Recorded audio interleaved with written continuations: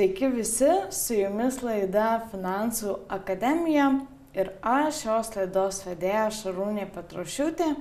Šiandien pakalbėsime itin įdomią temą apie tai, kaip investuoja moterys, kaip bendrai Lietuva atrodo investavimo visoje sistemoje, na ir kodėl kartais moterys prisibijo investuoti ir žinoma apie tai, kaip joms sekasi, jos išdrįsta žengti šį žingsnį.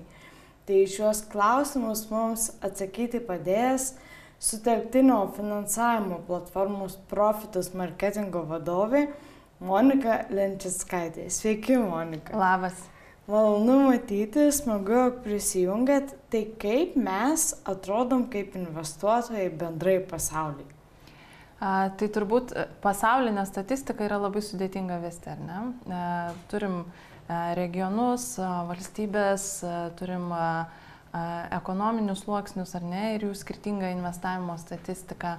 Bet bendrai Lietuvoje statistiniais duomenimis virš 50 000 investuotojų, aktyvių investuotojų. Ir tai nesunku paskaičiuoti turbūt, ar ne? Yra tik tai 2-3% visų Lietuvos gyventojų. Tai kol kas ta statistika tikrai nėra džiuginanti, žiūrint iš aukščiau, bet jeigu kalbėtumėm apie tai, kaip vystosi mūsų bendrai investavimas, kaip auga investuotojų bendruomenės, tai čia galbūt daugiau galiu iš alternatyvių investavimo šaltinių pasakyti, kad tikrai matom, kad per pastaruosius kelerius metus kasmet fiksuojam didesnį nei 50% investuotojų augimą. Tai rodo, kad po truputį atrandam kelią prie investavimo, po truputį pradedam suprasti, kas tai yra. Aišku, tie žingsniai pirmi tikrai nėra drąsūs ir labai tokie dideli, bet periodas apmąstymo, kol priemam tą sprendimą, jis yra imlus laikui. Ir jeigu lyginsim vyrus ir moteris, tai irgi matysim tam tikras tendencijas, kad moterims dar truputį ilgiau reikia pagalvoti prieš priimant sprendimą.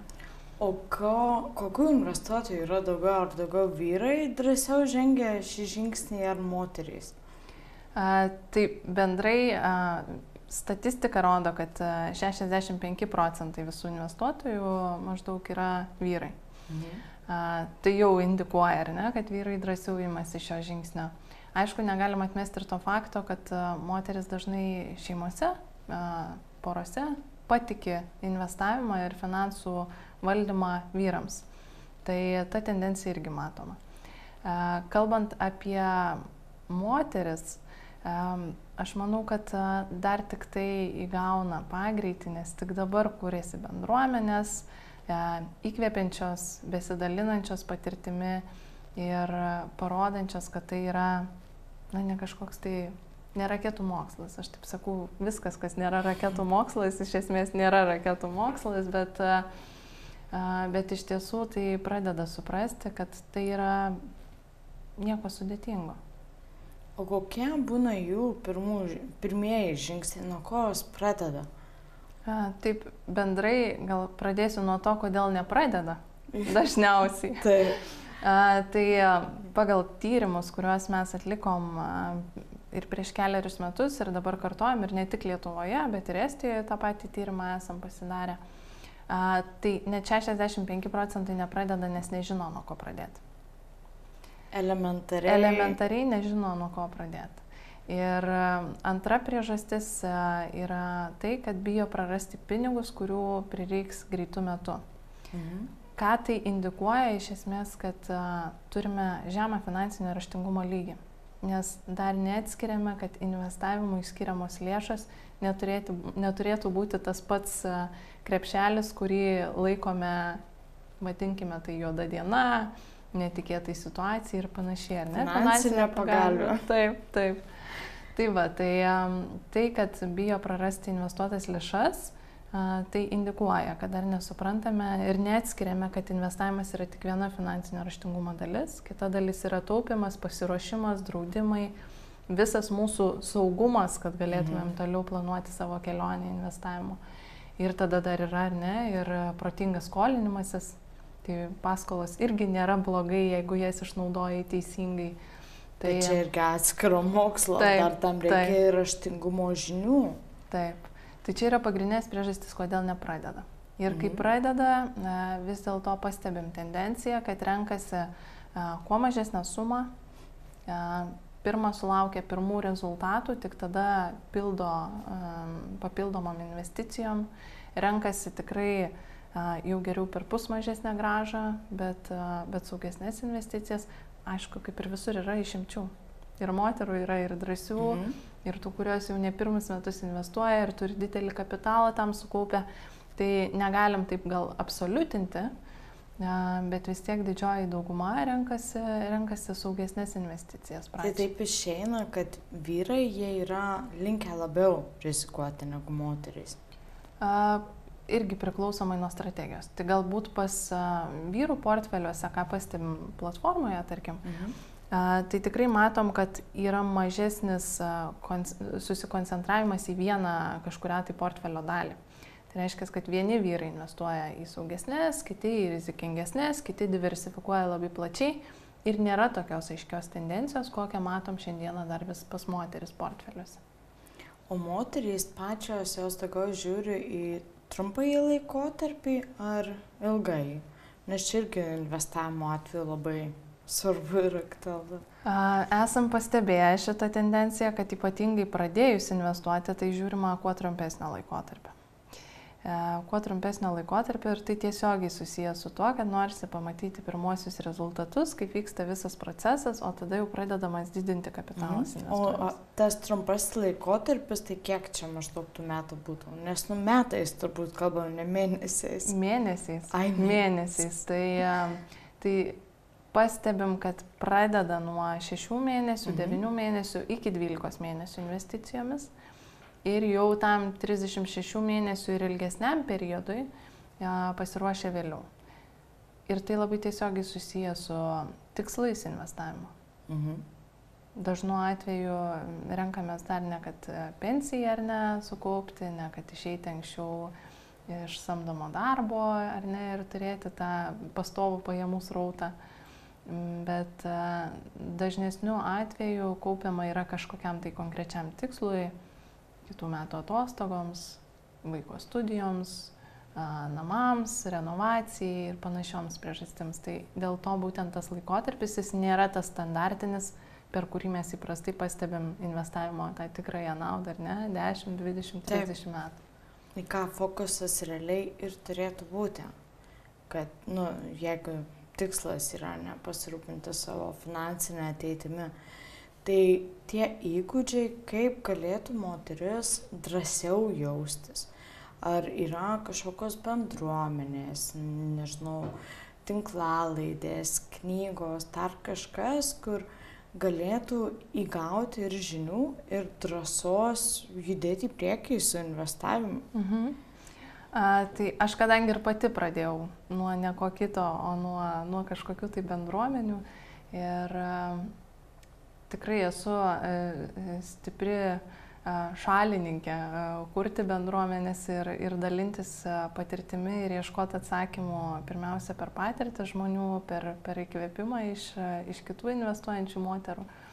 Tai vienas iš paprasčiausių būdų tai yra įvairios grupės, ar ne, socialiniuose tinkluose.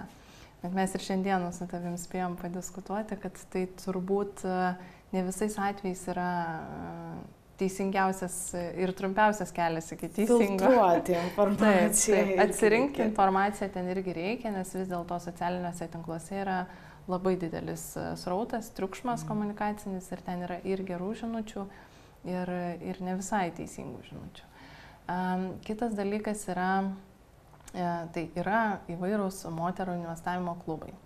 Vienas pavyzdžių, Jekaterina Govina, kuri tikrai finansų srityje bent jau yra jau savo nuopelnus užsitarnavusi, ar ne, žinoma moteris, sukūrusi Invest klubą moteriams būtent. Aš sakyčiau, kad vienas galbūt toks stipriausių ir norisi neatskirti tų moterų nuo vyrų, ar ne, kad jos vis tiek investuotų tolygiai, norim pasiekti tą, kad finansiškai turėtumėm, nežinau, statistikoje per ateinančius 10 metų bent 50-50 pasidalymą tarp vyrų ir moterų. Tai vienas tokių kanalų, finansinės laisvės forumas, dabar vyks 3 metus. Tai aš pastebėjau ir pernai sutikau ir daug Marijampolės krašto žmonių. Pastebėjau, kad ten susibūrę žmonės, yra labai didelė koncentracija tų, kurie dar tik tai pradės, nedrįsta, pirmą kartą apskritai tuo pradėjo domėtis, nes gyvenime nesusidūrė su šituo klausimu. Taip. Ir kita dalis, kurie labai patyrė, ir praktikai, kurie nebijo dalintis tiek pasiekimais, tiek nudegimais, ar ne, finansiniais. Tai aš manau, kad tai yra labai labai gražus kūrinys, būtent edukacijai skirtas. Na ir aišku, įvairūs projektai, kurie vyksta. Ir aš manau, kad viena dalis yra tai, ką finansų konsultantai ir įmonės nori sukurti, tai važiuoja ir inicijuoja patys. Iš kitos pusės tai labai svarbu ir iniciatyva žmonių. Ir jeigu jau turim kažkokią bendruomenę, nebūtinai finansiniais klausimais, tai drąsiai galim kreiptis ir pasikviesti. Ir aš net neabejoju, kad atsiras ne vienas ir ne du tiek finansų konsultantai, tiek, kalbėjome, kad ir tau tenka ar neužsimti tokiais projektais. Lygiai taip pat mes su Profitus turėjom edukacinius projektus išvažiuojamuosius. Tai aš manau, kad parodžius norą ir susidomėjimą atsiranda tos galimybės ir papildomai. Čia yra apie pavyzdžio rodymą kitiem, kad, žiūrėkit, finansinis raštingumas yra labai svarbi dalis bendrų kompetencijų netgi sistemoje visoje, bet nematom gal to ilgalaikio poveikio kažkokio, nes jeigu kalbant ir apie tai, kad moterys daugiau investuoja į trumpąjį laikotarpį atostogoms ar kažkam, tai kaip pakreipti teisingai tą fokusą į ilgalaikį laikotarpį, nes tikslas turbūt vis tiek būtų ateityje užsitikrinti stabilius finansus, ne tik tai šiandien gerai gyventi. Aš manau, kad visuomenės požiūris apskritai po truputį keičiasi ir jaunoji karta jie daugiau žiūri į tą trumpesnį periodą, ar ne, nes nežinai, kas tavęs laukia po 10 metų, bet investavime tai yra viena pagrindinių tiesų, sudėtinės palūkanos, ar ne, jų efektas. Taip. Tai šitą rezultatą gali pamatyti tik investuodamas ilguoju laikotarpiu, tik reinvestuodamas ir nuolat augindamas tą kapitalą, ar ne? Tai vienas gal iš tokių požiūrio pokyčių, kuris yra svarbus, norint tą ilgalaikį rezultatą turėti, tai yra disciplina. Tai yra nepamesti kelio dėl takelio. Ir jeigu šiandieną galim skirti investavimui tik 25 eurus per mėnesį, tai valio. Ir išlaikykime tą bent 25 eurus per mėnesį. Mano asmeninė disciplinos pamoka, tai kad augant pajamoms, turi augti ir mano investuojama suma. Ir jeigu 25 eurai ar ne prie vienokio atlygio ir pajamų buvo tinkama dalis, tai šiai dienai reikia stengtis išlaikyti procentaliai tą patį procentą nuo pajamų, ar ne, ir įskirti investavimui. O kaip yra praktikoje, realybėje? Jūs tikrai daugiau matot pačioje platformoje. Ar kinta ta dalis, ar didėja, pavyzdžiui, žmonių papildomos investavimas, periodinės įmokos, jos auga ar taip stabiliai, minimaliai? Tai puikus klausimas. Kadangi veikiam 5 metus, tai kol kas matom tik augimo tendenciją. Natūraliai. Didesnėm sumom jau pradeda. Taip, natūraliai žmonės galbūt, sakyčiau, ne didesnėm sumom investuoja, bet išlaiko didesnį aktyvų portfelį. Tai reiškia, kad jeigu anksčiau investuodavau po 100 eurų kartą per mėnesį, sekančiais metais jau po 200 eurų per mėnesį, po 100 į vieną projektą ir galimybę investicinę po 100 į kitą, tai bendras krepšelis aktyvus, jisai didėja sparčiai. Kalbant apie pačią vidutinę investiciją kaip per vieną investavimo vienetą, tai šita suma mažėja, bet mes tuo labai labai džiaugiamės. Nes tai rodo, kad augant portfeliui, tai rodo, kad žmonės paskirsto investicijas plačiau. Tai reiškia, išsirenka nebe vieną galimybę investavimui, o 5, 6, 7 ir daugiau ir paskaido savo investicijas, taip sumažindami riziką. Tai čia sveikintinas yra žingsnis, kad pagaliau pradedam suprasti, kas yra investicijų išskaidimas, diversifikavimas. O taip, jeigu visiškai paprastai, kaip žiūrovam būtų galima, paaiškinti, kodėl to reikia to diversifikavimo, nes tikrai labai plačiai žiniasklaida apie tą kalbą, bet man atrodo, kad kartais patys žmonės dar nesupranta, kas tai iš tikrųjų yra ir nuo ko tai mus apsaugo. Tai iš esmės mes ir statistiškai matom, kad šiai dienai didesnė dalis investuojančių vis dėlto turi vieną, dvi turto klases savo portfelyje. Tai yra ganėtinai mažas diversifikavimas. Ir tų, kurie paskirsto per 3 ir daugiau būdų, yra mažesnė dalis. Tai rodo, kad dar nepakankamai diversifikuojam. Kuo tai yra naudinga, pats investicijų išskaidimas. Tai yra puikus pavyzdys su, tarkime, obligacijomis, ar ne?